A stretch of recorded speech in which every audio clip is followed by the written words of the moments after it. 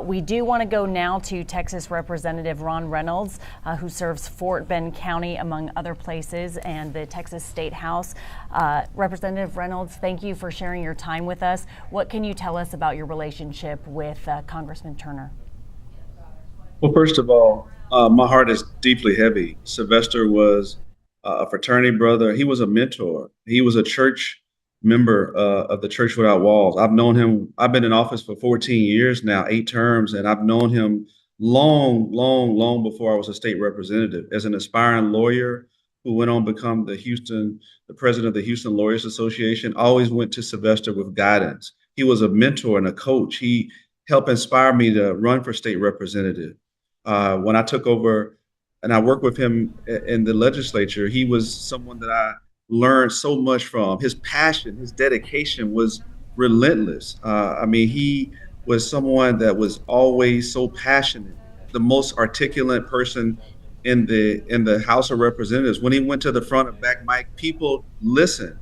It was like E.F. Hutton. When he talked, people listened. And he didn't just talk to be talk. He had substance, and he always fought for the underserved, not just his constituents, but children and elderly, the poor. Sylvester Turner was really a blessing. And then, of course, went on to be one of the greatest mayors in the city of Houston, and served so diligently when it came to the crisis that Houston faced. He was one of the leaders across the country that people looked at as a steady hand running the city through turbulent times. And always, you never saw him sweat. He was that cool, calm, and collective, had that great demeanor. He was a very proud, devoted father to Ashley, and just most recently, so excited about his grandchild. I remember he was just beaming with joy talking about it. And just being with him recently, we were talking to members, to young men and women within the top ladies of the distinction, the top teens, and inspiring them about public service and about giving back and volunteering. So Sylvester, oh my God, he will be missed. I'm still shocked that he passed away because I just recently talked to him, and I was just looking forward to talking to him about the State of the Union.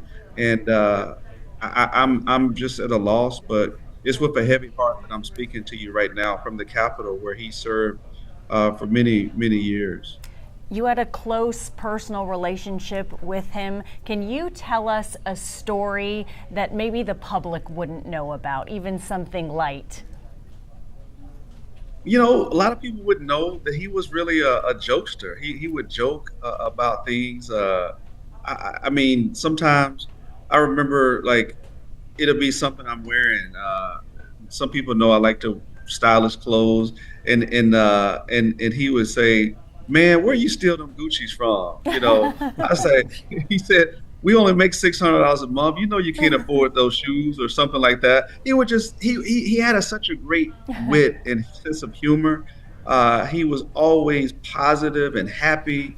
And I remember talking to him, saying, you know, after he was the mayor and term limited, I said, "Hey, why don't you run for U.S. Senate? Why don't you run for this?" And he was not interested, you know, as was said before, about running again. And then, of course, when Sheila died, who was a mentor of mine as well, and a great fan of Sylvester's, I talked to him about possibly running for her seat. And at the time, he wasn't interested in running for it. When Sheila was running for mayor, I said, "Mayor, are you going to run for her seat? That'll be a great swap." And he's like, "No, I'm done. I'm going to do some other things right now." So Sylvester, he had. I want people to know that he had a great joy in life. He was a very devout Christian. He was devoted to going to church every Sunday.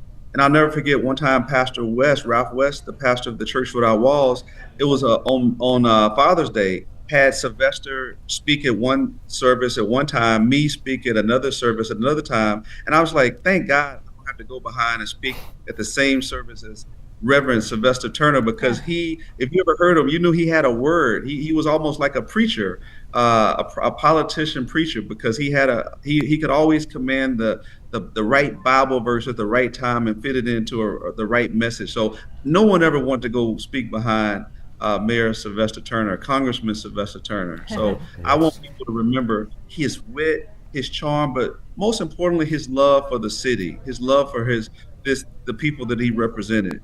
He really is gone, but he should never be forgotten. And I'm so happy that you all are devoting this time to share stories because this man gave everything he had. I would also often tell him, even recently, make sure you get some rest. I was concerned about his health. I'm okay. I'm okay. I'm okay. And every time I would see him, even 2 weeks ago, I said, are you getting rest? Commissioner Ellis and I said, we're gonna slow you down. You don't have to go anywhere. And he kept running and running and running. But I don't think he would have it any other way. I think he wanted to go out giving. That's what God gifted him to do, and he sure used everything he had and gave his last breath. He certainly was. He certainly was tireless. Okay, thank you so much for joining us. Thank you for sharing your time from your business up in Austin. Texas Representative Ron Reynolds of Fort Bend County.